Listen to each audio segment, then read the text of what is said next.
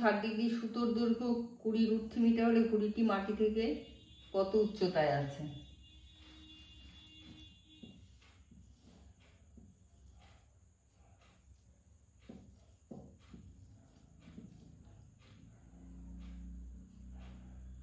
উন্নতিকোণ 60 degree আর হচ্ছে 20 √3 metre সুতোর দৈর্ঘ্য, তাহলে মাটি থেকে কত উচ্চতা আছে? তাহলে এবি বের করতে হবে। তাহলে লম্বের সাথে অতিভুজের দুটো সম্পর্ক সাইন আর কোসেক, তাহলে এবি বাই এসি সমান সাইন 60 ডিগ্রি। এবি হচ্ছে এই, এসি হচ্ছে 20 √3, সাইন 60 হচ্ছে √3/2, তার মানে এই সমান 10 × 3, তার মানে 30। এটা 30 মিটার উঁচুতে আছে।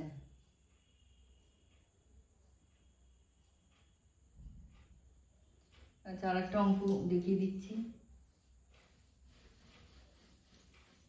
কি বলেছে? এবিসি সমকোণী ত্রিভুজের বিকোণ সমকোণ, এবির উপরে ডি একটি বিন্দু, যে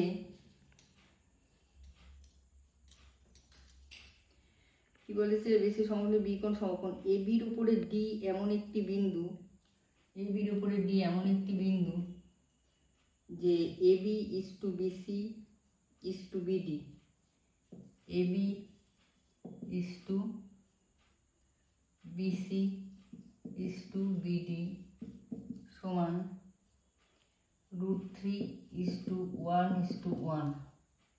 তাহলে এসিডির মান কত? এসিডি এই কোণটার মান বের করতে বলেছে।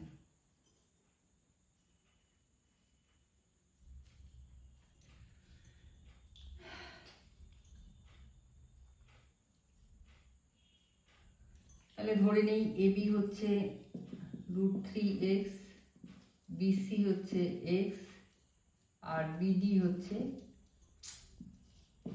x। যেহেতু অনুপাত দেওয়া আছে, তার মানে বিসি আর বিডি x। তার মানে এখান থেকেই পাচ্ছ tan, এটা যদি থিটা হয়, সমান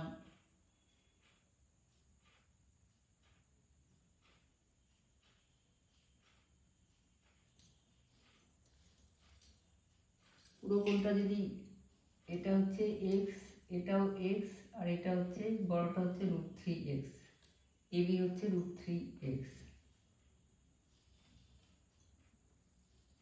তাহলে এবি বাই বিসি সমান হচ্ছে, যদি tan আলফা হয় বড় কোণটা, তাহলে এবি হচ্ছে √3x, বিসি হচ্ছে x tan আলফা, তার মানে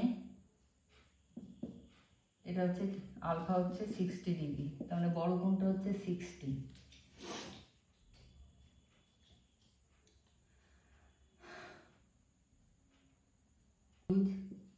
এইটুকু যদি থিটা হয়, তাহলে tan থিটা হচ্ছে বিডি বাই বিসি, তার মানে tan থিটা হচ্ছে x বাই x সমান 1, মানে tan 45, তার মানে থিটা হচ্ছে 45 ডিগ্রি।